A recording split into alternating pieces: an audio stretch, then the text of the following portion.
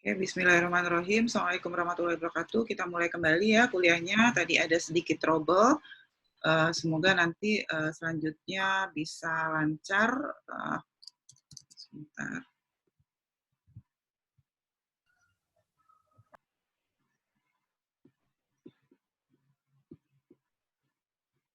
Oke.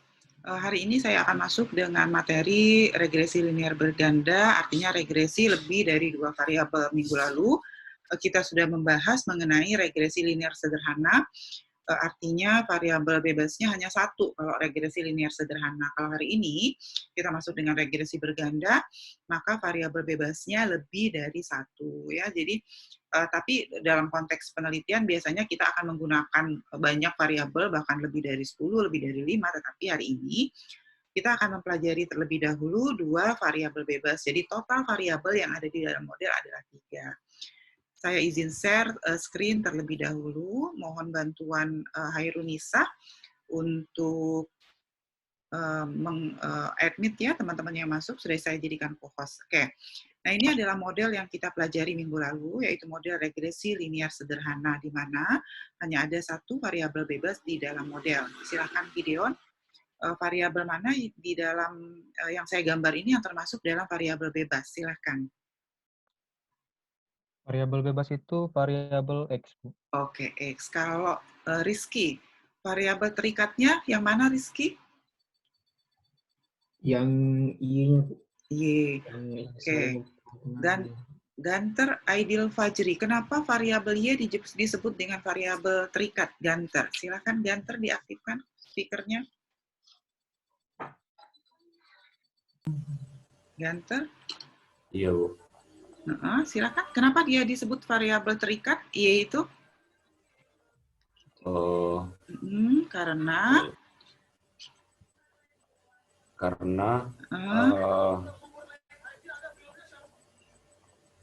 bisa berubah, bisa dipengaruhi selama percobaan. Ya, dipengaruhi oleh siapa? Dipengaruhi oleh X. Oke, jadi betul Ganter. Kenapa Y disebut variabel terikat? Karena nilai Y itu pada saat kita penelitian dipengaruhi oleh nilai X. Ya, jadi nilai Y dipengaruhi X. Sementara Y disebut dengan variabel bebas karena nilai Y tidak ada yang mempengaruhi. Jadi dia datang dari luar sistem. Oke, sebelum saya lanjutkan, beta 1 ini disebut apa ya di dalam model regresi sederhana? Coba Revalda. Beta 1 disebut apa, Revalda?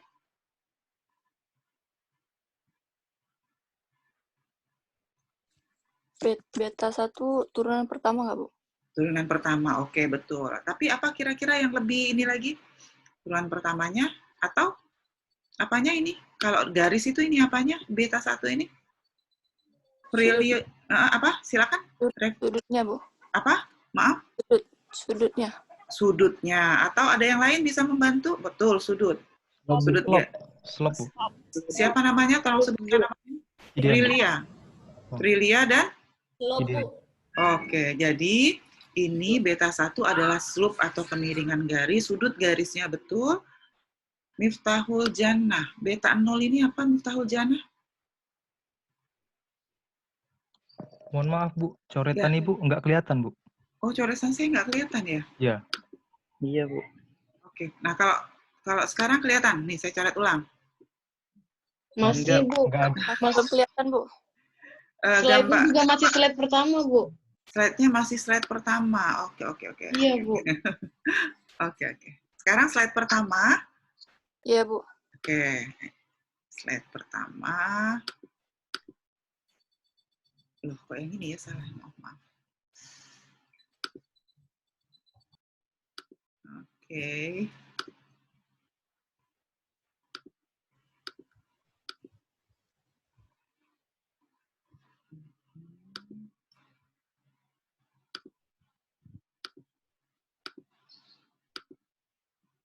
Sekarang sudah slide, sudah tulisan model 3 variabel?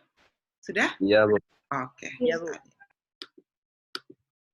Oke, Ibu buat ulang. Y sama dengan beta 0 ditambah beta 1X. Oke. Ya, tadi ini adalah variabel bebas, Y adalah variabel terikat, beta 1 adalah intercept, beta 0, apa tadi, siapa tadi yang saya tanya, Miftahul Jannah ya? Bisa jawab beta 0-nya apa? Silakan. Beta 0 itu intercept, Bu. Ya, intercept atau konstanta. Nah, minggu lalu regresi linear sederhana itu hanya bicara satu variabel bebas, jadi hanya X. Ya, tetapi sebetulnya fenomena ekonomi ya, jadi kalau kita belajar teori ekonomi, teori demand saja, demand itu tidak hanya dipengaruhi oleh harga, banyak yang mempengaruhi demand, ada income, ada harga barang substitusi, ada harga barang komplementer, jumlah penduduk, selera. Jadi variabel yang mempengaruhi demand itu bahkan lebih dari satu. Karena itu jarang model regresi itu yang menganalisis dengan model regresi linear sederhana. Tapi dalam konteks belajar, tentu saja kita harus belajar dari yang lebih sederhana dulu gitu ya. Dan sebetulnya regresi linear sederhana yang kita pelajari minggu lalu itu sudah dibahas juga di mata kuliah statistika. Nah, hari ini kita masuk dengan model regresi berganda dan saya awali terlebih dahulu dengan model 3 variabel. Minggu depan kita akan coba mengembangkan berbagai model-model ekonometrika lainnya ya.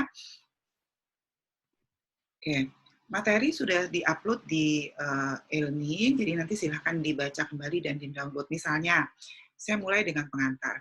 Ketika awal kuliah saya selalu sampaikan bahwa ekonometrika itu selalu dibangun dari teori ekonomi. Jadi kita tidak bisa membuat persamaan matematis jika kita tidak tahu dasar teorinya apa. Nah, misalnya yang paling mudah adalah misalnya dalam teori ekonomi kita bicara teori permintaan. Ya, misalnya saya mau menganalisis faktor-faktor yang mempengaruhi permintaan. Tadi saya sudah sampaikan, ada banyak faktor yang mempengaruhi permintaan. Nah, sekarang kita sederhana dulu aja. Kita ambil dua saja.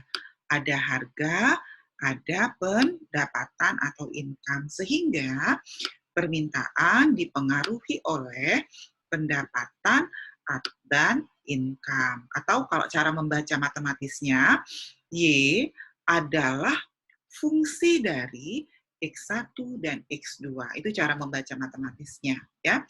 Kalau bahasa deskripsinya, permintaan dipengaruhi oleh harga dan pendapatan. Kalau matematis membacanya, Y adalah fungsi dari X1 dan X2.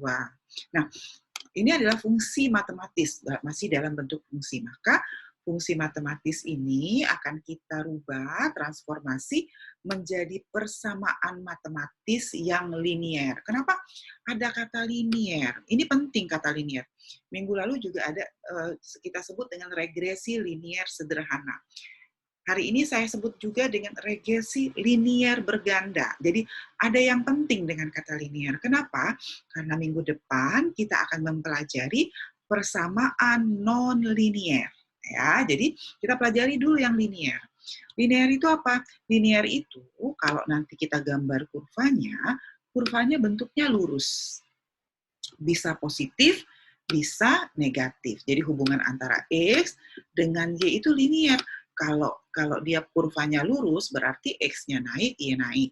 Kalau dia negatif, yang ini seperti kurva demand, maka pada saat X naik, Y-nya turun. Tapi hubungannya linier. Tetapi ada juga nanti minggu depan kita akan mempelajari yang non-linier, bentuk kurvanya tidak lurus, bisa seperti ini misalnya parabola. Dalam ekonomi produksi ada yang seperti ini nanti kurvanya. Ya. Nah, maka itu akan kita pelajari berbagai bentuk persamaannya insya Allah minggu depan. Nah, sehingga persamaan fungsi matematis yang kita punya tadi akan kita transformasi menjadi bentuk persamaan linier. Yang seperti apa? Y sama dengan beta 0 ditambah beta 1X ditambah beta 2X. Selesai persamaan matematisnya. Tetapi ingat, ini baru persamaan matematis. Belum masuk konsep ekonometrikanya. Dalam ekonometrika disampaikan bahwa, tadi saya sudah sampaikan, bahwa sebetulnya faktor yang mempengaruhi demand tidak hanya harga, tidak hanya income, ada yang lain kan tadi. Ada harga barang substitusi, ada harga barang komplementer, ada jumlah penduduk, kemudian ada selera, dan itu tidak masuk ke dalam model kita. Lalu bagaimana caranya supaya variabel yang tidak kita amati itu tetap bisa masuk ke dalam model? Makanya di sini disampaikan belum menangkap kemungkinan variabel lain yang berpengaruh terhadap permintaan. Maka bagaimana caranya? Maka modelnya, kalau minggu lalu sudah saya sampaikan, harus kita lengkapi dengan error atau residual. Atau dalam bahasa Indonesia kita menyebutnya dengan sisaan. Ya. Jadi error inilah yang akan menangkap pertama kemungkinan variabel lain yang kita tidak analisis. Kemungkinan kesalahan kita dalam membentuk model. Kenapa kita mungkin salah dalam membentuk model? Karena sebetulnya nanti dalam ekonometrika akan ada banyak model-model ekonometrik, baik linear maupun non-linear. Sampai hari ini kita hanya baru mempelajari model linear. Jadi kesalahan dalam membentuk model itu nanti akan tetap juga ditangkap oleh error. Artinya sebetulnya nanti ketika kita analisis errornya tinggi, berarti ada kemungkinan kesalahan dalam pembentukan model, ada kemungkinan kesalahan kita dalam memasukkan variabel, kira-kira seperti itu. Ya. Sama, B0 ini adalah intercept, ya. Beta 1 ini adalah slope untuk X1, ya, atau kalau dalam ekonometrika beta 1 ini kita sebut dengan koefisien regresi. 1, B1 untuk X1, B2 adalah slope untuk variabel bebas X2, ya, atau koefisien regresi untuk variabel X2. Oke, nah, ketika kita sudah bicara tentang persamaan regresi, maka sebetulnya ada asumsi yang harus dipenuhi. Ya, asumsi ini sebetulnya diteliti oleh Gauss-Markov, makanya disebut dengan kondisi Gauss-Markov, atau kalau menurut penganut ekonometrika klasik atau ekonometrika tradisional, mereka menyebutnya dengan asumsi klasik. Ya, jadi tadi saya sampaikan bahwa kita perlu penting untuk memanage error. Jadi dalam persamaan ekonometrika ini betul-betul harus kita manage. Kenapa harus kita manage? Karena error yang tinggi menyebabkan persamaan regresi kita ini sebetulnya persamaan regresi sampel, ya. Tapi kita pingin persamaan regresi sampel kita itu ya mirip atau sama dengan persamaan regresi populasi. Nah, cara supaya persamaan regresi sampel kita sama dengan populasi, kita kan pertemuan pertama saya sampaikan, kita jarang bisa mengamati populasi, makanya kita amati adalah sampel. Tapi kita ingin sampel yang kita ambil itu bisa mewakili populasi. Nah, bagaimana kita yakin bahwa sampel yang kita ambil itu mewakili populasi, maka kita mengholdnya, memagarnya, atau batas restriksi kita itu adalah error. Karena itu, Gauss-Markov mencoba untuk memanage baik atau tidaknya sebuah persamaan dengan melihat error. Nah, ada 5 kondisi yang disampaikan oleh Gauss-Markov. Yang pertama, asumsi yang harus dipenuhi untuk memastikan bahwa hasil regresi kita nanti betul mendekati nilai regresi. Yang pertama adalah estimasi jumlah errornya sama dengan 0. Atau zero min. Min itu apa? Min itu adalah nilai rata-rata ya kalau di statistika. Min itu adalah rata-rata. Artinya apa? Kalau kita punya data error kita naik turun. Minggu lalu saya sudah sampaikan kan error itu sebetulnya kalau ini garis regresi yang kita dapat, ini adalah titik-titiknya ya, titik-titik data kita, maka error itu kan selisih antara data kita dengan garis regresi yang kita dapat. Ini error. Nah, error itu kalau kita jumlahkan rata-ratanya mesti sama dengan 0. Jadi dia zero min. Artinya apa? Kalau dia zero min berarti penelitian kita itu nggak ada error. Berarti 0. Misalnya di atas ini dia plus 4 selisihnya. Misalnya ya, kalau saya mau ini kan plus 4. Di bawah ini min 2. Min 2. Ada lagi satu lagi di sini, titik deket di sini. Kalau saya hitung dia min 1. Saya panjangin garisnya, ada lagi di sini titik lagi. Selisihnya dengan garis itu kira-kira min 1. Nah, ya, sehingga kalau saya cari rata-ratanya plus 4, mau cari rata-rata kan plus 4, ya nggak? Dijumlahkan dulu kan, plus 4, min 2, min 2, min 1, min 1. Maka total errornya 0. 0 dibagi dengan jumlah datanya 4, maka rata-rata kita 4. Kira-kira gitu. Jadi zero mean. Artinya apa? Error itu boleh naik turun, tetapi rata-ratanya harus sama dengan 0. Ya.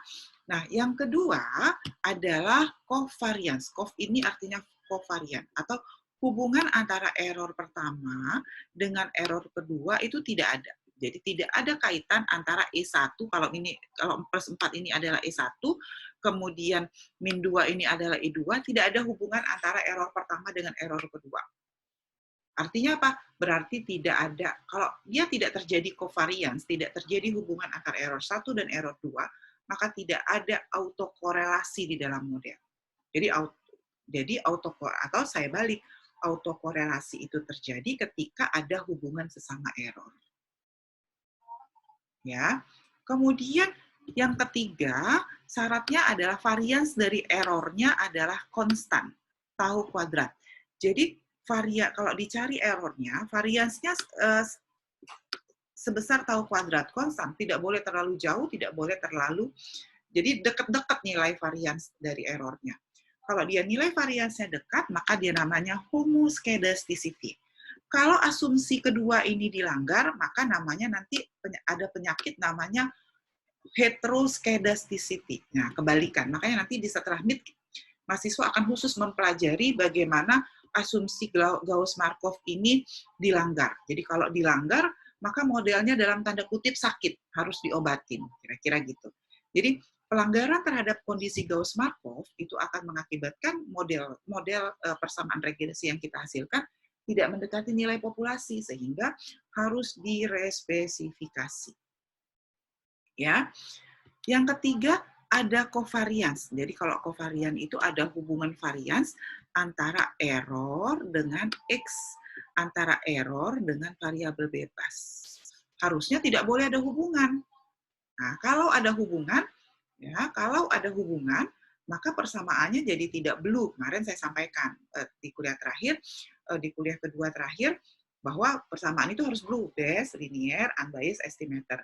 Nah, Bayes linear unbiased estimator itu terkait dengan pemenuhan kondisi Gauss-Markov ini. Lalu ada lagi yang terakhir, estimasi hubungan antara variabel bebas pertama, XI, dengan variabel bebas kedua, itu sama dengan 0. Artinya apa?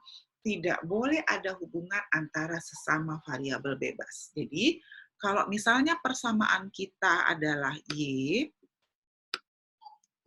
sama dengan tadi ya, beta 1 ditambah, segini aja, saya copy aja. Tadi kita punya persamaan ini ya. Saya bawa ke sini. Nah ya, jadi yang kedua, kovarian EI yang kedua ini tidak ada hubungan antara E dengan variabel bebas yang ini. Nah, ini yang keempat ini maksudnya. Jadi antara error dengan variabel bebas itu tidak ada hubungan. Kalau ada hubungan berarti persamaannya tidak blue. Nah, itu yang ketiga. Yang keempat, tidak ada hubungan, XI, XJ itu maksudnya tidak ada hubungan antara sesama variabel bebas. Jadi, tidak ada hubungan antara sesama variabel bebas. Jadi, persamaan ekonometrika pun melarang terjadinya hubungan sesama jenis. Ya, kira-kira gitu. Kenapa? Karena X1 dan X2 ini adalah sama-sama variabel bebas, sejenis dia, dilarang punya hubungan. Tetapi boleh hubungan antara variabel bebas dengan variabel terikat itu boleh sekuat mungkin. Tetapi kalau antara sesama variabel bebas, antara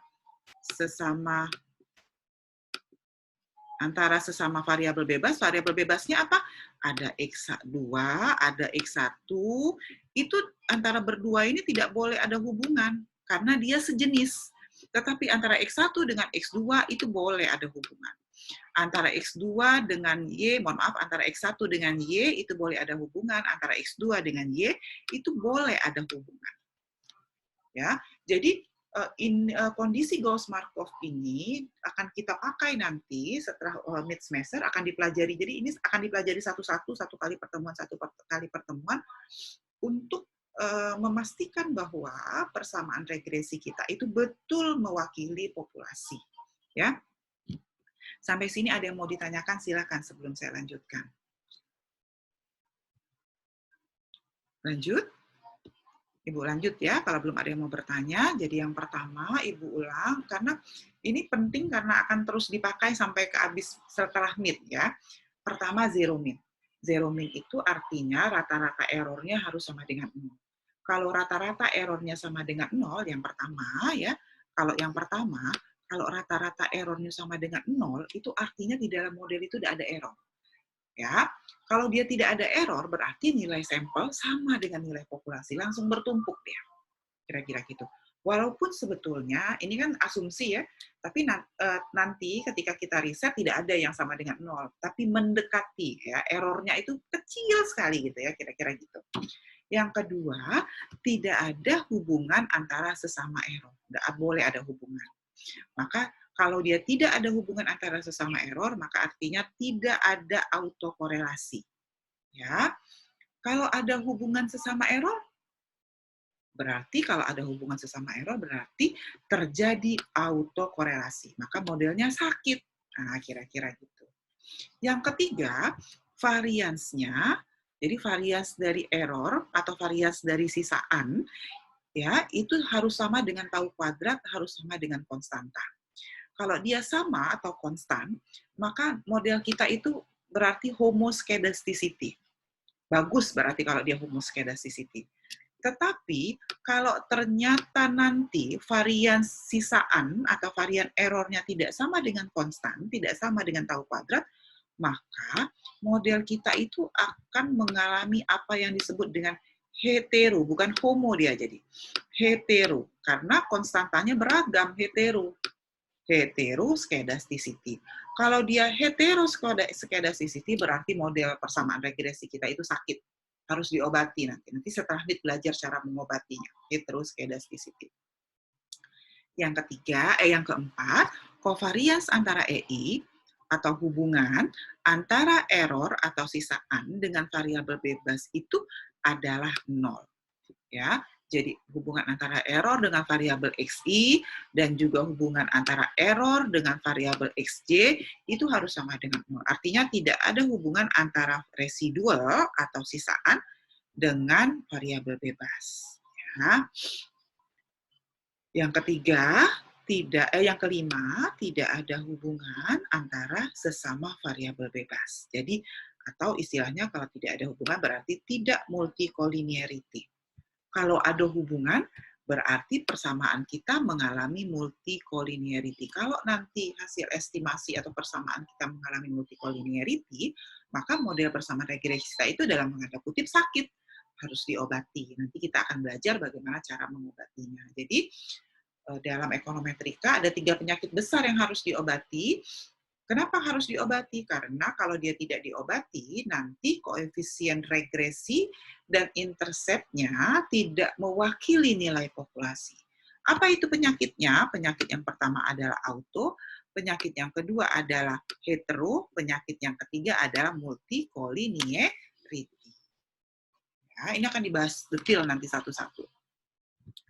Kita lihat zero min, nah ini tadi rataan Galat dari populasi sama dengan 0, sehingga model mencerminkan keadaan yang sebenarnya. Jadi tadi kalau ini adalah garis regresi, yang ini adalah data, yang titik-titik biru adalah data yang kita dapat, maka kalau kita jumlahkan, total titik-titik biru itu errornya adalah 0. Ya. Kemudian autokorelasi, kondisi di mana ada korelasi antar galat. Galat itu adalah sisaan atau residual, dan autokorelasi sebagai catatan biasanya lazim terjadi pada data time series atau ya, jadi autokorelasi ini biasanya terjadi pada data time series atau data deret waktu. Jadi kadang penelitian yang menggunakan data cross section atau data kerat lintang itu biasanya tidak memerlukan analisis autokorelasi. Nah, ini yang contoh grafik residual di mana autokorelasi terjadi. Jadi ketika nanti kita gambarkan error dengan error T-1, dia kelihatan ada tren. Nah, kalau ada tren seperti ini, baik positif maupun negatif, maka ini modelnya mengalami ada indikasi autokorelasi. Ya. Lalu homoskedasticity, nah ini awalnya homoskedasticity ini adalah kondisi di mana varians dari galat diasumsikan konstan, tadi saya sampaikan, konstan atau tau kuadrat. Tetapi ternyata dalam perkembangan ekonometrika modern, kondisi heteroskedasticity itu menjadi dasar dalam pengembangan model-model ekonometrika time series. Jadi ada GARS, ada ARTS, itu terjadinya heteroskedasticity dalam ekonometrika modern ternyata bisa jadi dasar untuk peramalan ke depan, ya. Nah, nanti kita pelajari di heteroskedasticity. Lalu yang terakhir, ya, saya tadi sudah sampaikan multicollinearity, berarti terjadi korelasi yang kuat atau hampir sempurna antara variabel bebas. Oke. Kenapa kita perlu mempelajari kondisi Gauss-Markov? Jadi, jika kondisi Gauss-Markov tadi tidak dilanggar, artinya terpenuhi, maka OLS atau ordinary least square itu bisa kita katakan valid. Jadi, metode estimasi kita itu akan valid dalam menduga koefisien. Yang kita mau hitung kan sebetulnya dalam persamaan regresi itu adalah beta 0, interceptnya atau konstanta, sama beta satunya atau koefisien regresi atau slope-nya, ya. Nah, kalau nanti kondisi Gauss-Markov terpenuhi, maka nilai beta 0 dan beta 1 ini mendekati nilai populasi. Blue dia, memenuhi konsep blue base, linear, unbiased estimator. Artinya, variansnya minimum, varians errornya minimum, sampel yang berulang menduga B2 ini adalah koefisien regresi populasi, akan sama dengan koefisien, B2 koefisien regresi sampel, akan sama dengan koefisien regresi populasi. Dekat dia jadi. Ya, saya kira begitu. Nah, ketika kita mempelajari regresi linear sederhana, tadi saya sudah tanya ini sebetulnya, di depan saya tanya, beta 1 ini apa sih? Oke, saya tanya dulu yang ini, saya ganti dulu warnanya.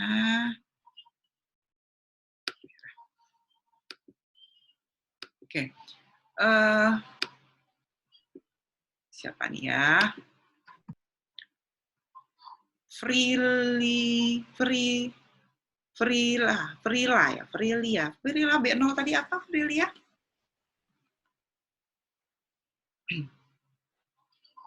Silakan. Nggak kedengeran lagi suaranya. Andi Arif, coba bersuara Andi Arif, beta 0. Coba, bisa nggak? Ya, Bu. Nggak kedengeran ya, coba. Intercept, Bu. Oke. Beta 0 ini adalah... saya cek kembali di sini suaranya.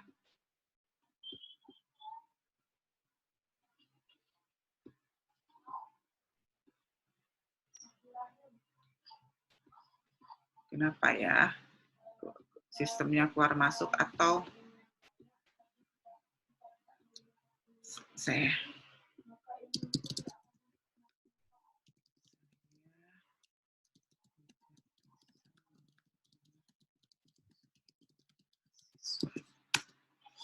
Oke.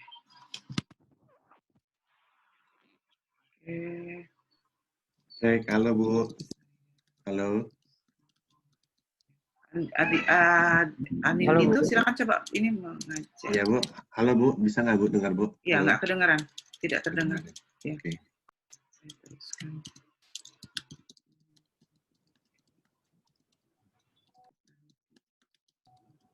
Burung dapat nilai. Ya, nggak tahu nih gimana nih ya. Roll audio.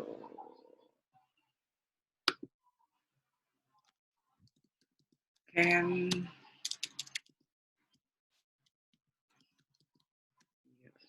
so.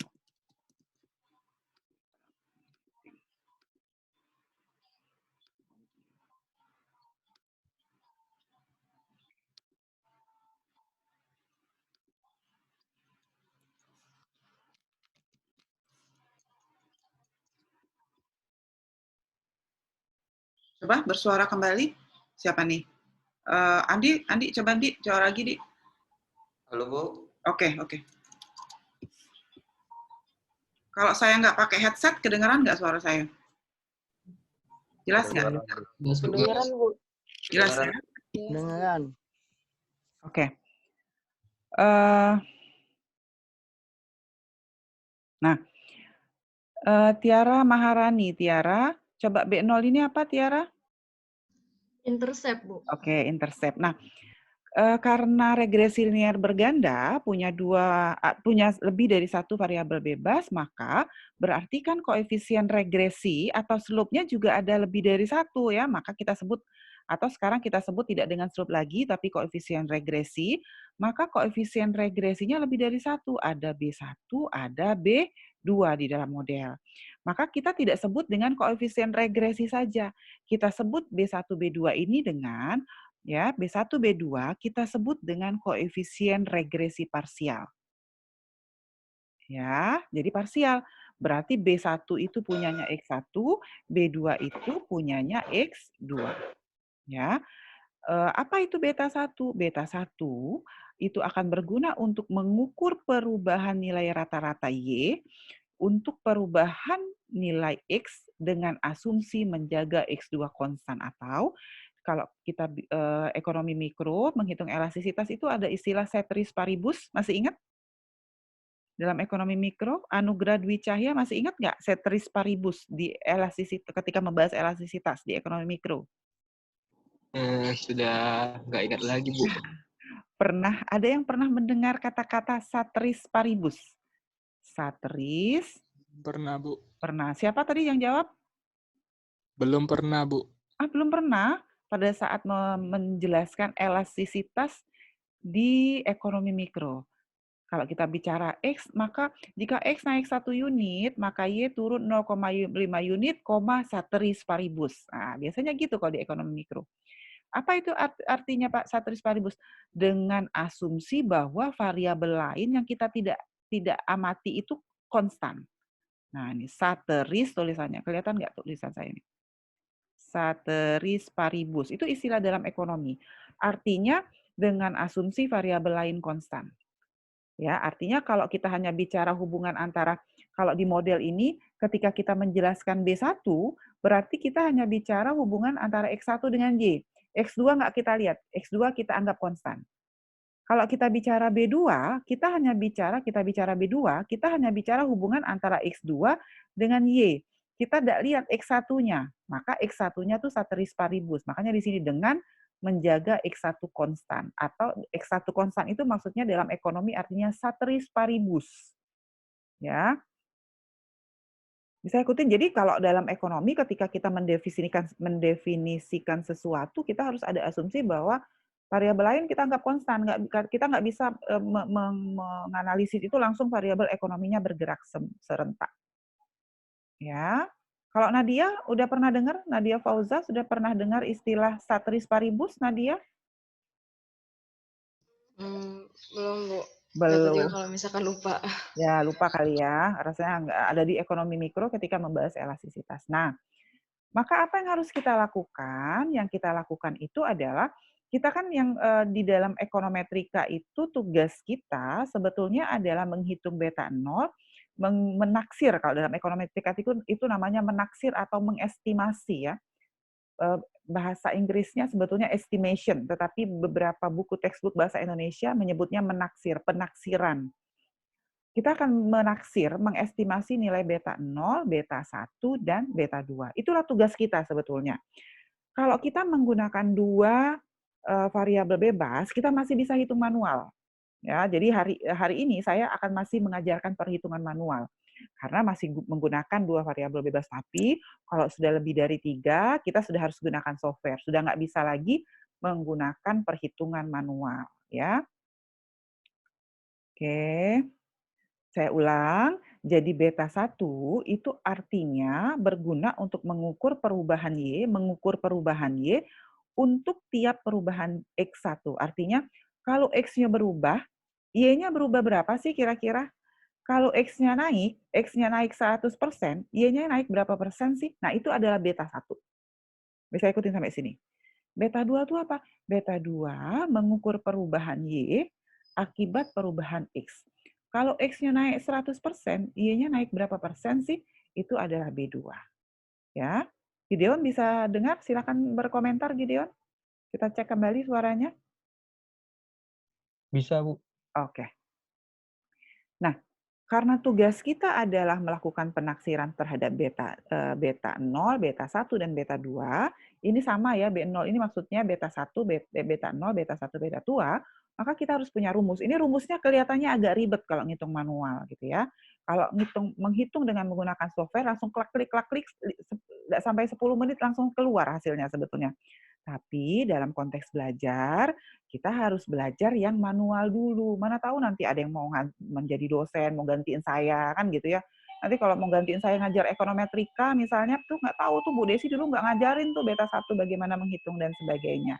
Ya, jadi saya kasih tahu dulu cara menghitungnya yang manual. Walaupun pada saat praktik kita akan menggunakan SPSS atau e-views ya. Apa rumusnya? Ini rumusnya, beta 0 itu adalah rata-rata Y dikurang dengan beta 1 penduga, berarti adalah nilai estimasi dikali dengan rata-rata X1 dikurang beta 2, ya beta 2 berarti hasil pendugaan B2 dikali dengan rata-rata X2. Artinya apa? Kita tidak bisa menghitung B2, kita tidak bisa menghitung, sebentar ya, ada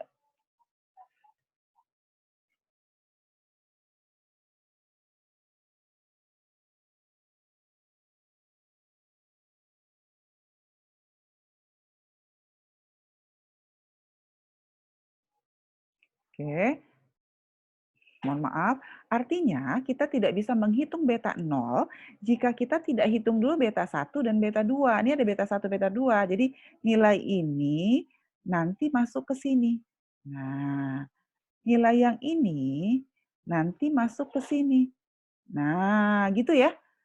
Nilainya masuk. Nah, maka kita lihat dulu rumus B1 apa? Rumus B1 itu adalah Y1 dikali X1. Lihat ya. Nah, ini mahasiswa juga sering salah ini. Yang ini lihat ya, saya ganti dulu warnanya supaya kelihatan berbeda. Oke, kita ganti dulu. Nah, lihat ya. Yang ini X-nya X besar, berarti data yang mentah yang asli yang kita dapat. Yang ini juga X-nya X besar. Lihat, yang ini X-nya X kecil. Nih, apa bedanya? Kalau dia kecil, nih lihat, ini yang kecil nih. Kalau Y kecil, itu dapatnya dari YI dikurang dengan Y rata-rata. Jadi yang lihat yang ini rumusnya kecil semua nih ya. Maka harus cari dulu. Dicari dulu nilai X-nya dikurang dengan X rata-rata. Sama seperti minggu lalu waktu kita menghitung dengan regresi linear sederhana. Ya, X2-nya juga sama, X dikurang dengan X rata-rata.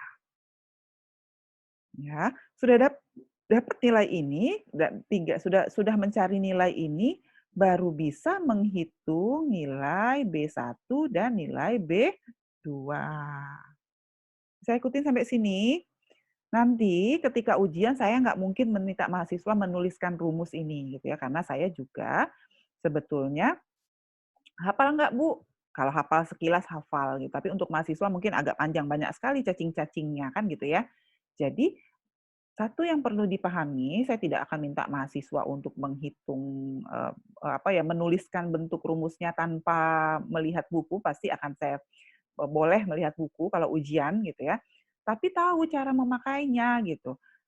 Perhatikan bahwa yang atas ini adalah X besar, yang rumus ini adalah X kecil. X kecil harus hitung dulu selisihnya, baru bisa menghitung B1, B2. Bisa ikutin? Y atau Y kecil, ya ini beda lagi, ini YI, maka nanti kita akan hitung dari Y pendugaan dikurang dengan Y rata-rata, error adalah Y, nilai Y yang ini, ya nilai Y pendugaan dikurang dengan Y tudung, maka jumlah dari sisaan itu adalah sigma dari Y dikurang YI kuadrat. Ini nanti akan kita hitung di soal. Ini rumus untuk penaksiran koefisien regresi parsial. Ya. Yang kedua yang mau kita hitung tentu saja varians dan kesalahan standar penaksir dengan OLS. Ya, kenapa penting? Tadi saya sampaikan error atau sisaan itu kan menangkap variabel-variabel lain yang tidak kita amati, menangkap kemungkinan kesalahan dalam model. Ya, ini rumusnya tetap harus kita cari satu-satu ya untuk varian B1 maupun varian B2. Perhatikan ini X-nya X kecil. Ya, perhatikan juga ini untuk mencari error kuadrat bisa pakai rumus yang ini selain rumus yang tadi ya. Perhatikan ini Y-nya adalah Y kecil. Saya ikutin sampai sini, dapat varians, kita akan hitung standar error baru nanti tahu kuadrat. Nah, ini konstantanya. Ya, kita akan mau dari sinilah nanti kita bisa hitung apakah dia heterosekadasisitas atau tidak. Rumusnya ini ya, tahu kuadratnya adalah sigma dari EI, EI-nya dari sini ya, ini yang EI kan. Nah, baru dikurang dengan N-3. Kenapa N-3? Ini sebetulnya adalah N-K. K itu adalah jumlah variabel di dalam model. Karena kita saat ini mempelajari 3 variabel, maka 3 dia jadinya. Di model kita kan ada Y, ada X1, ada X2. Tapi kalau nanti penelitian, nggak boleh 3, tergantung variabel yang kita gunakan di dalam model. Ya, jadi ini adalah rumus untuk varians dan kesalahan. Lalu ada lagi dalam ekonometrika itu yang disebut dengan koefisien determinasi atau R kuadrat.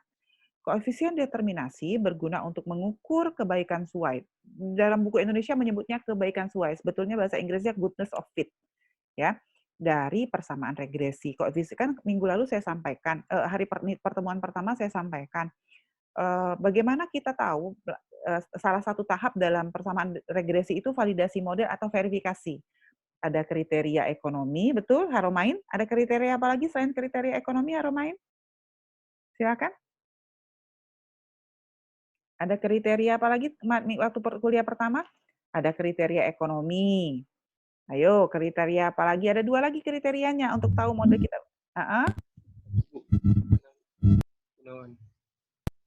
Oke, Haromain bisa? Gunawan ya? Gunawan mau menjawab? Silakan. Kriteria. Ekonometrika. Sebelum ekonometrika kriteria apa? Statistika. Statistika. Nah, koefisien determinasi ini masuk dalam pemeriksaan kriteria statistika sebetulnya. Jadi dia akan mengukur kalau terpenuhi tidak sih sebetulnya syarat-syarat variabel yang kita ambil. Jadi yaitu memberikan proporsi atau persentase variasi total dari variabel tak bebas YI yang dijelaskan. Lihat ya. Jadi kalau koefisien nanti soalnya kita akan menggunakan kata menjelaskan atau dijelaskan, dan yang nanti ketika uji T dan uji F kita akan bicara berpengaruh atau mempengaruhi. Jadi bedanya dengan koefisien determinasi, kalau determinasi kata kuncinya adalah kemampuan variabel bebas menjelaskan variabel terikat. Ya. Jadi koefisien determinasi berguna untuk mengukur kemampuan variabel bebas menjelaskan variabel terikat.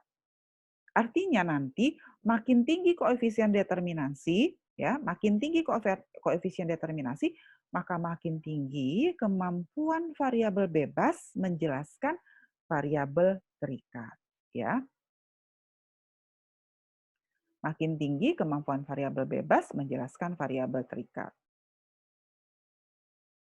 Rumusnya apa? Nah, rumusnya ya. Nah, ini rumusnya R kuadrat ya. R kuadrat adalah B1, berarti kita harus hitung B1 sigma dari X, ini X-nya X kecil, ditambah dengan B2 dikali sigma X2Y2 dibagi dengan sigma YI kuadrat. Ini rumusnya. Ini koefisien determinasi. Nilai koefisien determinasi, makin tinggi nilai koefisien determinasi, maka makin baik persamaan yang kita bangun. Ya, di dalam persamaan ekonometrika ada yang namanya adjusted R square. Nah, jadi menyebutnya R square. Ada yang atas ini R square, yang bawah ini adalah adjusted R square. Apa itu adjusted R square?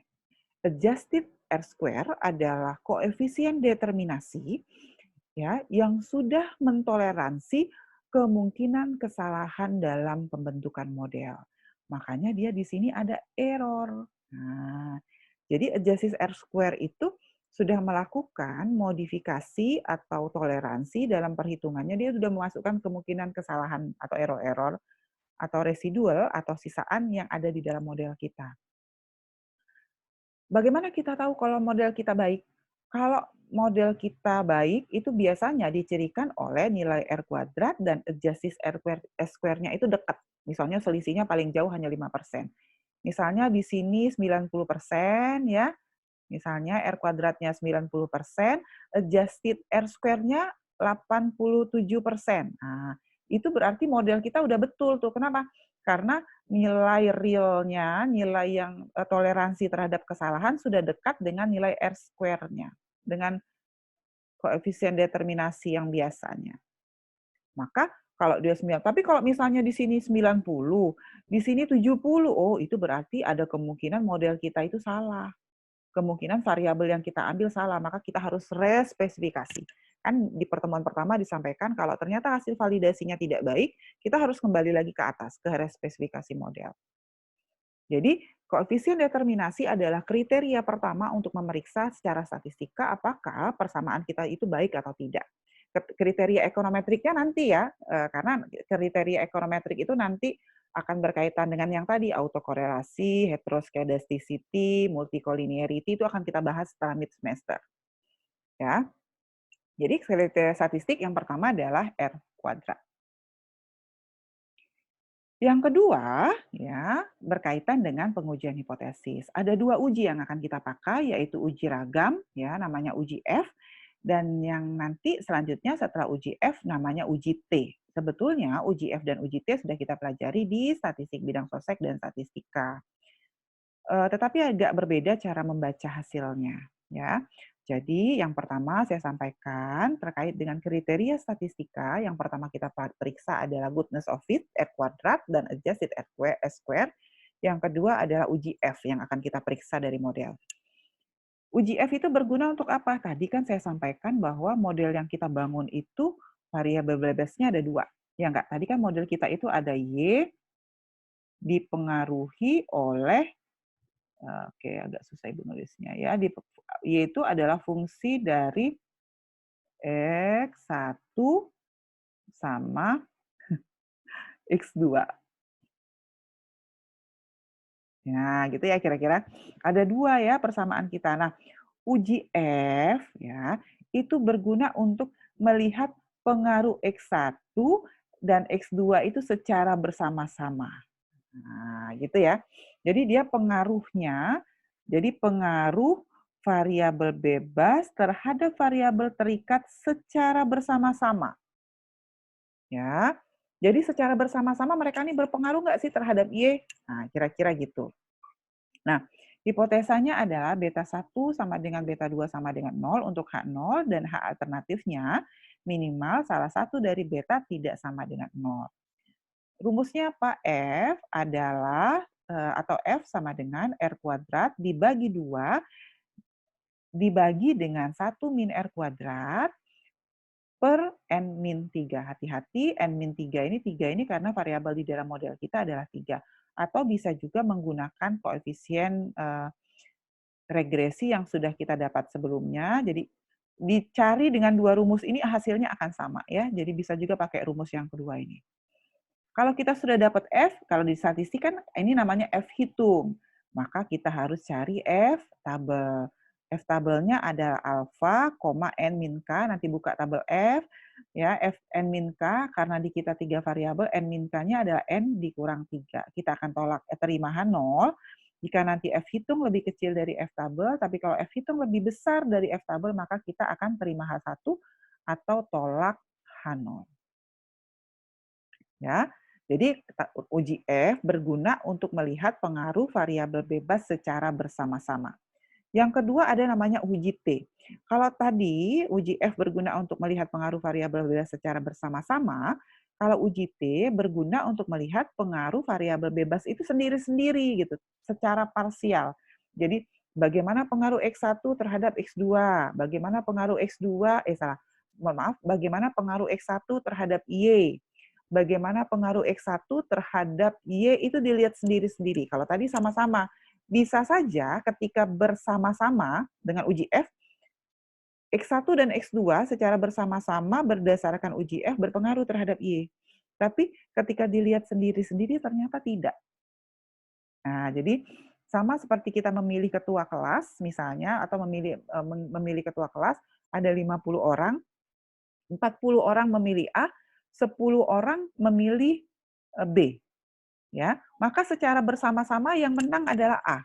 Tapi kalau dilihat dengan uji T, sebetulnya ada 10 orang yang memilih B. Kira-kira gitu. Nah, ya. Ini rumusnya, beta 1 dibagi dengan standar error. Tadi saya sudah sampaikan bagaimana cara menghitung standar error. Kemudian nanti kita akan bandingkan dengan nilai T hitung. Jadi buka tabel T. Kaidah keputusannya, jika T hitung lebih kecil dari T tabel, maka kita terima H0. Dan jika T hitung lebih besar dari T tabel, maka kita terima H1 atau tolak H0. Lalu bisa dalam perhitungan regresi linear sederhana, kalau orang ekonomi itu selain harus mengecek statistikanya, terkadang orang ekonomi itu lebih percaya dengan nilai-nilai ekonomi gitu. Statistik itu kan tidak berkaitan dengan nilai-nilai ekonomi gitu ya. Ketika di ekonomi mikro kan mahasiswa mempelajari elastisitas. Masih ingat elastisitas? Sri Wahyuni? Di ekonomi mikro pernah belajar elastisitas nggak, Sri Wahyuni? Iya, pernah, Bu. Ya. Jadi, nah di dalam ekonometrika dengan model regresi linear berganda, kita bisa juga menghitung elastisitasnya. Jadi, seberapa besar sih respon? Kalau elastisitas itu bicaranya respon gitu. Dan persentase jadinya, seberapa besar respon Y ya terhadap perubahan X. Oke, jadi yang pertama rumusnya adalah beta 1, jadi harus hitung beta 1 dulu dikali dengan X1 dibagi Y. Boleh juga di sini ditambah dengan rata-rata kalau kita mau cari elastisitasnya elastisitas busur ya. Jadi boleh rata-rata ini sebetulnya. Kalau mau titik, maka nilai X2 dan Y-nya saja di titik yang mau kita cari. Tapi tetap dipengaruhi oleh nilai B2. Nadia Fauzia, B2 ini nilai apa sih, Nadia? Iya, Bu. Nilai apa, Nadia? Nilai koefisien.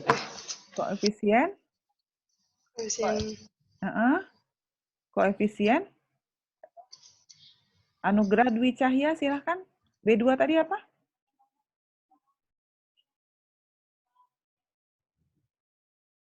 Anugerah. B2 tadi apa? Di persamaan itu B2 tadi apa? Apa? Andi Arif. Apa? Bisa? Anugerah. Apa? Koefisien, Bu. Koefisien. Koefisien apa? Koefisien Re apa? Koefisien apa? Regresi. Apa? Regresi. Oke. Koefisien regresi ya.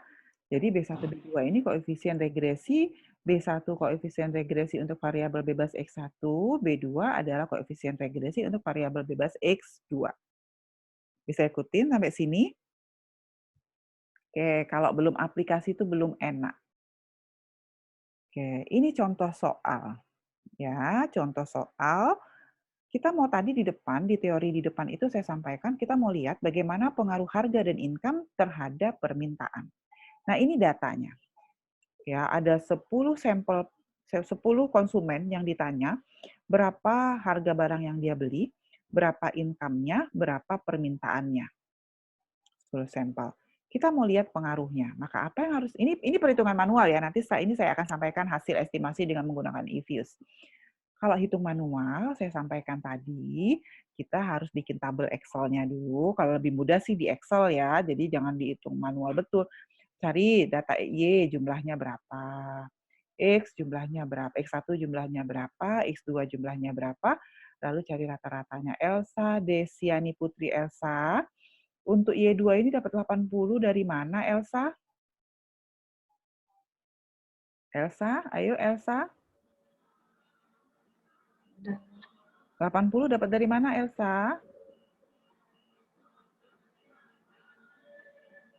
Ayo, cari rata-rata. Bagaimana cara mencari rata-rata, Elsa? Wulan, silakan bantu Elsa, Wulan. Bagaimana cara mencari rata-rata, Wulan? Yang dari 800 itu, Bu, dibagi 10 jadi 80. Iya, jadi jumlah dibagi dengan jumlah. Nilai tengahnya, Bu. Iya, jumlah dibagi dengan N sampel. Jadi 80 ini dapatnya dari 800 dibagi 10. Kita sudah belajar di statistika bagaimana cara menghitung rata-rata. Ya, nggak pandang agribisnis harus paham itu. Dengan cara yang sama, kita bisa menghitung rata-rata untuk X1 dan bisa menghitung rata-rata untuk X2. Oke, setelah itu kita cari Y kecil, X1 kecil, dan X2 kecil. Ya, Sri Wahyuni. Dari mana, Sri, kita dapat angka 20 ini, Sri? Ingat, tadi Y kecil itu adalah YI dikurang Y rata-rata. Dari mana, Sri? Tadi kan Y kecil itu adalah Y besar ke I dikurang dengan Y rata-rata. Nah, dari mana, Sri? Coba, Sri. Ayo, Sri. 20 dapat dari mana?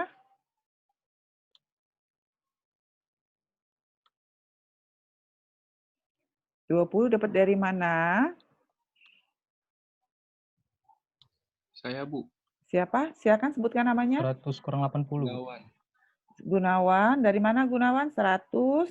Y1 kurang 80. dikurang Y rata-rata, Bu. Nah, ya dapatnya dari, betul Gunawan, dapatnya dari 100.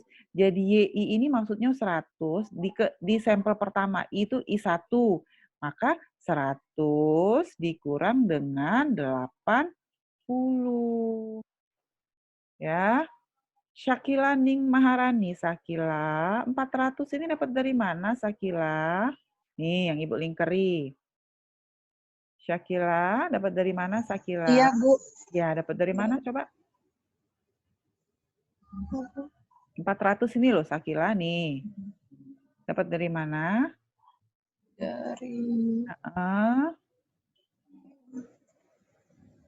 Dapat dari mana? Sama, berarti kan kalau X kecil 2, berarti X2I dikurang dengan X2 rata-rata. Nah, yang mana coba? Yang ini nih. Nih, dapat dari mana?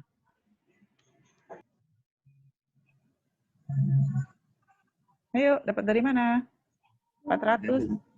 400 Siapa? dikurang 800, Bu. Siap, sebut nama dulu siapa? Gideon, Bu. Anindito, Bu. Anindito dulu, Anindito udah. Iya, Anindito silakan Anindito. Oh iya. Min 400 ini dapat dari X2 yang nomor 6 ini, Bu.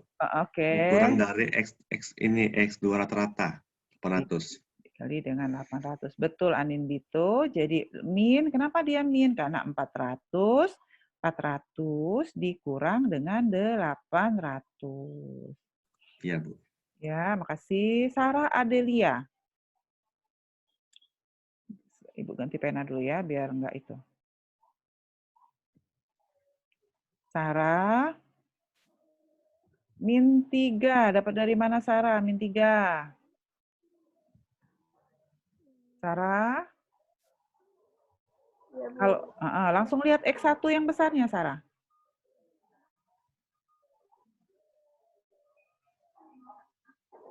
Ya. 6 dikurang 3 itu, Bu. Kalau 6 kurang 3, 3 positif dia. Yang mana? Iya. Apa? 3 dikurang 6. 3 yang ini? Ya. 3 dikurang dengan 6. Maka dia menjadi min 3. Oke. Ya. Jadi seperti itu. Setelah kita dapat angkanya, lalu Y-I-nya dikuadratkan, X kecilnya di 1 kuadrat dikuadratkan, X2 dikuadratkan, lalu Y dan X1 dikalikan, Y X2 dikalikan, lalu X1, X2 dikalikan. Lalu dijumlah, dicari rata-rata, dijumlah cari rata-rata, jumlah cari rata-rata, jumlah cari rata-rata. Tadi kan ada jumlah X1 kuadrat di rumus itu. Maka kita tinggal pakai saja, ada sigma Y1 kali X1, maka tinggal pakai yang ini saja. Ya. Oke, nanti tugas mahasiswa, tadi sudah saya kasih rumus, coba rumus yang ini kan saya kasih pedoman nih sudah nih. Dengan rumus tadi, silahkan dicoba di rumah, dihitung ya, untuk tugas rumah, nanti dapat hasilnya seperti ini. Koefisien regresinya, ya, koefisien, interceptnya 111, koefisien regresi X1-nya 7,9, koefisien regresi X2-nya 0,014, standar error base 0-nya adalah 2,3, kemudian B1 2,55, standar error B2 0,01, koefisien determinasinya 0,89. T, lihat ya, Ibu kasih tahu, T ini dapat dari mana? T ini dapatnya dari 117 dibagi 23,5. Jadi ini dapatnya dari ini. Ini dibagi dengan ini dapat T. Ini dapatnya ini kan rumusnya tadi seperti itu, dibagi ini. Ini koefisien regresi dibagi standar error. F ada rumusnya di depan, ini dapat dari tabel, buka tabel T, buka tabel F, buka tabel F, buka tabel T. Ya, tadi disampaikan kalau T hitung lebih besar dari T tabel, maka dia akan berpengaruh nyata. Ya. Maka sebetulnya dari tabel ini kita bisa lihat analisisnya. Ini kan X1 tadi harga, ini demand ya. Berarti kalau dia T kan sebelah kiri, maka min 2,3. Jadi ini kan plus minus bisanya kalau T ya. Jadi walaupun ini min, dia yang berpengaruh nyata itu adalah X1 karena 2,8 lebih besar daripada 2,3. Maka nanti hasil uji T-nya X1 itu berpengaruh nyata terhadap Y. Tetapi X2 income itu 1,28, lebih kecil dari 2,3. Maka kita tolak H0. Kalau yang ini terima H0, berpengaruh nyata X1-nya. Kalau ini tolak H0, maka X2 tidak berpengaruh nyata. Artinya apa? Demand itu dipengaruhi secara signifikan oleh harga, tapi tidak dipengaruhi secara signifikan oleh income atau pendapatan. Kalau itu uji T. Kalau uji F secara parsial kan secara bersama-sama ya. Kalau uji T ini secara parsial. Kalau uji F secara bersama-sama, kita lihat nilai F hitung dengan F tabel lebih besar. Kalau nilai F hitung lebih besar dari F tabel, berarti variabel bebas di dalam model secara bersama-sama berpengaruh nyata terhadap Y. Jadi waktu dilihat sama-sama, X1 sama X2 itu berpengaruh nyata. Tapi waktu dicek satu-satu dengan uji T, ternyata hanya X1 yang berpengaruh, X2-nya tidak. Bisa ikutin sampai sini? Nah, ini kalau kita menggunakan perhitungan manual, nanti dihitung, buktikan betul nggak. Saya mau buktikan apakah perhitungan manual saya ini betul, ini adalah hasil perhitungan dengan menggunakan eViews. Jadi saya sudah coba run datanya dengan menggunakan eViews. Data yang mana yang saya masukin ke eViews? Data yang saya masukin ke eViews itu data yang ini, cuma data yang 3 ini aja nih. Nanti langsung klik, kalau di eViews, di SPSS, nah hanya masukkan yang ini, tidak perlu lagi dipangkatkan bla bla bla bla ini sebetulnya, maka nanti kita akan dapat hasil seperti ini eViews-nya. Nah, ya. Tapi sebelum saya baca ke sana, saya baca ini dulu. Kita masuk ke sini. Jadi tugas rumah ya. Nah, di dalam tugas rumah maka jangan sampai nanti mahasiswa salah. Dalam ekonometrika itu ada model ekonometrika, ada metode estimasi. Model ekonometrika itu minggu lalu kita belajar model ekonometrika regresi linear sederhana. Minggu ini saya masuk dengan model regresi linear berganda. Itu adalah metode estimasi. Mohon maaf, itu adalah model ekonometrika. Ya. Jadi model ekonometrika itu yang sudah kita pelajari, yang pertama regresi linier sederhana, hari ini kita belajar regresi linier berganda, itu model ekonometrika. Nanti kita minggu depan belajar lebih banyak lagi model ekonometrika. Nah, selain model ekonometrika, di dalam ekonometrika ada metode estimasi. Metode estimasi itu adalah metode yang dipakai untuk mengestimasi nilai B0, nilai B1, nilai B2. Ya, beda dengan model ekonometrika. Jadi kalau model ekonometrika itu iyola persamaannya, metode estimasi itu adalah cara atau teknik yang kita pakai untuk menghitung B0, B1, B2. Ya, metode estimasi yang saya ajarkan untuk mengestimasi, untuk menaksir, untuk menghitung nilai B0, B1, B2 adalah ordinary least square atau metode kuadrat terkecil. Jadi rumus-rumus yang saya sampaikan minggu lalu dan yang tadi baru saya sampaikan itu adalah metode estimasi untuk menghitung nilai B0, B1, dan B2. Namanya ordinary least square. Jadi maksud saya jangan sampai nanti mahasiswa overlap. Apa sih ordinary least square? Oh, ordinary least square itu adalah metode linier berganda. Bukan. Salah. Jadi regresi linier berganda itu adalah model ekonometrika. Sementara ordinary least square atau metode kuadrat terkecil itu adalah metode estimasi, cara atau teknik atau metode yang kita pakai untuk menaksir nilai B0, B1, dan B2 atau menaksir nilai intercept dan nilai koefisien regresi. Bisa paham sampai sini ya? Karena nanti model regresi ini ada banyak, metode estimasi juga ada banyak sebetulnya gitu ya. Yang saya sampaikan adalah metode estimasi ordinary least square. Jadi ordinary least square itu adalah metode estimasi, bukan model ekonometrika. Nah, ini hasil. Nah, saya masuk ke EVIUS. Jadi, sebetulnya nanti kalau mau mahasiswa penelitian, jangan membayangkan. Mahasiswa suka alergi sama ekonometrika, karena membayangkan akan melakukan perhitungan yang cacing-cacing tadi secara manual. Enggak. Kita tidak akan melakukan perhitungan manual terhadap data-data yang masuk dari hasil riset kita. Kita tentu akan menggunakan software. Nah, ini contohnya. Saya sudah coba, tadi kita hitung manual, sekarang kita hitung dengan menggunakan software. Sama nggak sih hasilnya? Coba lihat. Tadi kita dapat, ini C ini adalah konstanta, artinya intercept. Di sini intercept kita adalah 111,69. Ketika kita hitung manual, 111,7. Sama nggak kira-kira, Sarah Adelia? Sarah, sama nggak?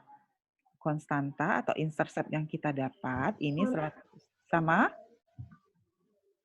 Sama ya? Sama, Bu. Nah, X1-nya juga sama, min 7,18. Nah, X1 di sini juga 7,19. Agak beda dikit karena dia pembulatan. Ini kan 18,8 dibulatkan 2 angka menjadi 19. Yang X2-nya juga sama.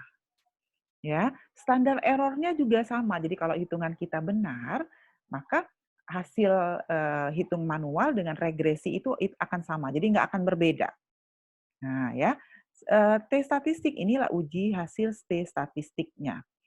Maka sama, dapatnya dari mana? Dari koefisien dibagi standar error.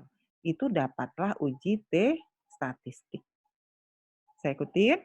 R square mana? Ini nih R square. Bahkan sudah dikasih adjusted R square mana? Ini nih adjusted R square. F statistik mana? F statistik. Sudah ada semua. Sudah disediakan oleh software.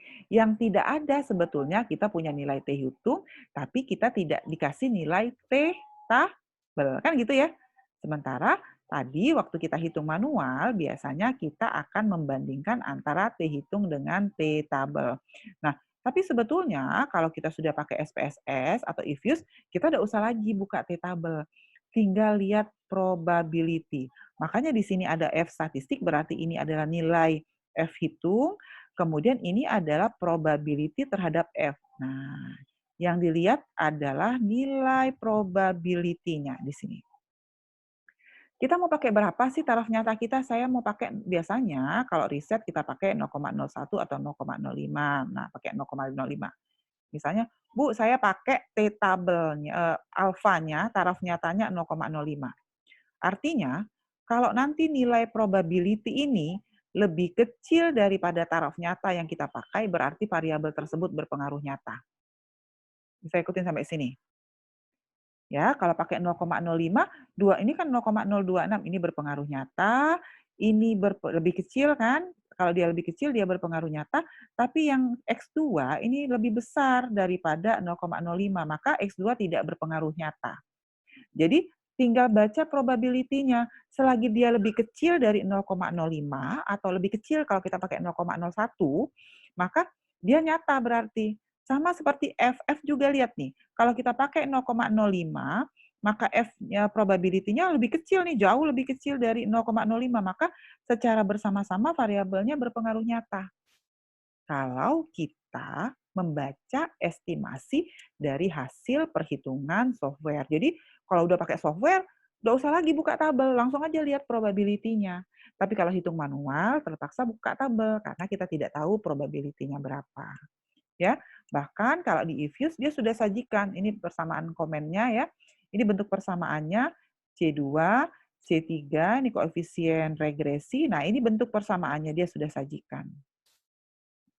Inilah persamaan hasil, salah ya, inilah persamaan hasil estimasi, inilah persamaan regresi kita. Nah, sudah dapat persamaan regresi ini. Nah, setelah dapat persamaan regresi, baru kita periksa 3 kriteria tadi. Kriteria ekonomi, kriteria statistik, dan kriteria ekonometrik. Kriteria ekonomi dulu yang kita lihat. Kriteria ekonomi itu dilihat dari koefisien regresi. Tandanya sudah sesuai belum? Lihat ya. Coba lihat, X1 tadi variabelnya apa? Harga ya, price ya. X1 ini harga kan? Kalau harga naik, demand-nya turun atau naik? Risma. Silakan Risma. Risma, kalau kata teori, kalau harga naik, demand-nya turun atau naik, Risma? Risma? Risma, kalau harga naik konsumen tuh maunya belanja atau enggak sih sebetulnya? Kira-kira gitu, demand itu. Risma bisa dengar suara saya? Atau suaranya nggak terdengar lagi, suara mahasiswa? Risma jawab turun, Bu. Apa? Oh, turun. Risma jawab turun. Oke, terima kasih Risma. Ibu nggak terdengar. Jadi, dia turun. Maka kalau kata teori turun, harusnya koefisien regresinya negatif. Ya, kalau dia turun, dari hasil pemeriksaan koefisien regresi, harusnya koefisien regresinya negatif. Adrian Mahadika. Adrian, ini Iya, Bu. Koefisien regresinya negatif tidak, Adrian? Iya, Bu. Negatif, berarti sesuai dengan teori ekonomi. Iya. Ya, nah, berarti pertama pemeriksaan ekonomi. Yang variabel kedua, kriteria ekonomi. X2 ini adalah income. Ya, kita coba lagi. Siapa yang belum pernah dipanggil nih? Reza Sawaludin sudah belum tadi? Hairunisa. Sudah. Hairunisa, silakan Hairunisa. Nisa, kalau pendapatan naik, demand naik nggak? Kalau teori? Hairunisa, Erna Putri, Hairunisa, bisa dengar suara saya? Hairunisa kayaknya dia gangguan ini ya, Hairunisa nih. Guntur, ya Hairunisa kalau income naik, demand-nya naik atau turun? Kalau pendapatan saya naik, saya tuh suka belanja atau enggak ya sebetulnya?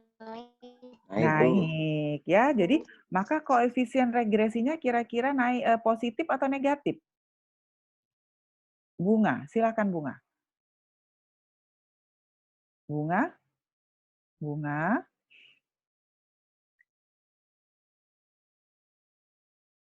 Gustian sudah belum tadi? Gustian, kalau income naik, pendapatan naik, maka dia positif. Betul nggak? Nah, kita cek hasil estimasi kita. Oke, ternyata hasil estimasinya positif. Berarti secara ekonomi, kriteria ekonomi terpenuhi karena tandanya sudah sesuai dengan teori ekonomi, ya. Nah, lalu yang kriteria kedua kan kriteria statistik ya. Kriteria statistik harus balik ke sini. Apa yang pertama kali kita periksa? R-square. Lihat R-square-nya. Berapa ini? 0,89 atau kalau saya kasih kali 100 berarti 89%. Berarti kalau dia 89%, variabel X1 dan X2 itu mampu menjelaskan Y sebesar 89%. Itu udah bagus. Berarti bagus variabel yang kita ambil itu betul sudah. Ya, karena kemampuan menjelaskan variabel bebasnya 89%. Uji F yang kedua, uji ragam. Berpengaruh nyata nggak? Berpengaruh nyata, karena tadi nilai probability-nya lebih kecil dari 0,05. Berarti secara bersama-sama, variabel X1 dan X2 berpengaruh nyata terhadap Y. Itu yang kedua. Yang ketiga, kita lihat hasil uji T. Hasil uji T, lihat di sini. Hasil uji T berarti uji parsial. Mana yang berpengaruh nyata? Oh, dari hasil uji parsial, yang probability-nya lebih kecil dari 0,05 itu hanya X1. Berarti X1 berpengaruh nyata terhadap Y, X2 tidak berpengaruh nyata terhadap Y. Itu yang kriteria statistika. Ya, jadi yang saya sampaikan hanya sampai pembahasan kriteria statistika dan kriteria ekonomi. Kriteria ekonometrik yaitu autokorelasi, multi, dan heteroskedasticity akan kita bahas setelah ujian tengah semester. Ya. Nah, di sini saya sudah jelaskan ya, nanti dibaca kembali apa sih arti B0, apa sih arti B1, apa sih arti B2 ya.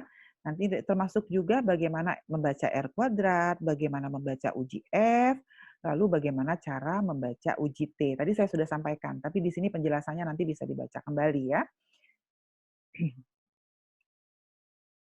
Oke. Demikian materi kuliah hari ini. Silakan jika ada yang ingin bertanya terkait materi hari ini sebelum kuliahnya saya tutup. Silakan. Izin bertanya, Bu. Ya, silakan Gideon. Ya, Bu. Tadi kan di kondisi Gauss-Markov yang pertama tadi kan dikatakan bahwa apabila jumlah nilai errornya sama dengan 0, artinya itu nilai sampel sama dengan populasi. Nah, itu bagaimana, Bu, apabila jumlah nilai elastisitasnya itu jadi negatif, Bu? Kondisi Gauss, jadi Gauss-Markov itu bicara tentang error atau sisaan atau residual. Jadi tidak ada kaitannya, saya koreksi dulu ya, tidak ada kaitannya dengan elastisitas. Elastisitas itu nanti kita hitung setelah kita mendapatkan nilai beta 1 dan beta 2. Nah, mungkin pertanyaannya adalah, apa yang harus kita lakukan jika ternyata error itu tidak 0, tidak 0, bagaimana? Nah, itu ya. Maka apa yang harus kita lakukan jika ternyata, maka yang harus kita lakukan adalah nambah data. Ya, jadi biasanya kalau datanya 10 jadi 15 gitu ya. Atau membuang variabel yang kira-kira bisa, tadi kan ada 3 pelanggaran tuh, misalnya ada multi. Nah, kita buang salah satu variabelnya, atau justru menambah variabel. Jadi nanti ketika setelah UTS, mahasiswa akan mempelajari berbagai teknik ya yang harus dilakukan ketika ternyata kondisi Gauss-Markov itu dilanggar. Bisa ikutin sampai sini. Jadi harus tetap diatasi dan kita akan mempelajari teknik-tekniknya itu setelah UTS. Bisa ikutin? Ya. Jadi hari ini saya hanya sampaikan bahwa ada kondisi yang harus dipenuhi untuk menjamin bahwa nilai estimasi kita itu sama dengan nilai populasi. Ya, karena kalau nilai estimasi sampel kita itu tidak sama dengan nilai populasi, tidak bisa kita pakai hasil analisis kita. Karena tidak menjelaskan kondisi yang sebenarnya. Bisa ikutin sampai sini? Nah, untuk perhitungan elastisitas, tadi saya sudah sampaikan cara menghitung elastisitas. Minggu depan, ketika kita masuk dengan modeling dalam ekonometrik, saya akan singgung kembali lebih detail bagaimana sebetulnya elastisitas itu bisa dihitung dalam konteks model-model ekonometrika. Ya. Satu yang saya sampaikan kembali, bahwa ada perbedaan antara model ekonometrika dengan metode estimasi. Jadi OLS itu adalah metode estimasi, sementara regresi linear sederhana dan regresi linear berganda itu adalah model ekonometrika. Jadi hari ini sampai hari ini kita sudah mempelajari 2 model ekonometrika. Saya ikutin? Sebetulnya model-model ekonometrika itu akan banyak dibahas di mata kuliah kalau ekonomi produksi. Jadi di ekonomi produksi itu semua model-model ekonometrika. Ada banyak, nanti kalau yang sudah dapat ekonomi produksi nanti dibuka kembali, itu semua sebetulnya adalah model-model ekonometrika non-linear utamanya. Ya. Ada lagi yang ingin bertanya? Silahkan. Terima kasih, Bu. Ya, sama-sama. Ada lagi yang ingin bertanya? Oke, jika tidak ada yang ingin bertanya, Ibu sudahi kuliahnya karena masih ada kuliah lagi jam 9.15. Terima kasih atas perhatiannya, tetap jaga kesehatan ya. Wassalamualaikum warahmatullahi wabarakatuh. Oke, Ibu langsung end. Terima kasih, Bu. Sama-sama.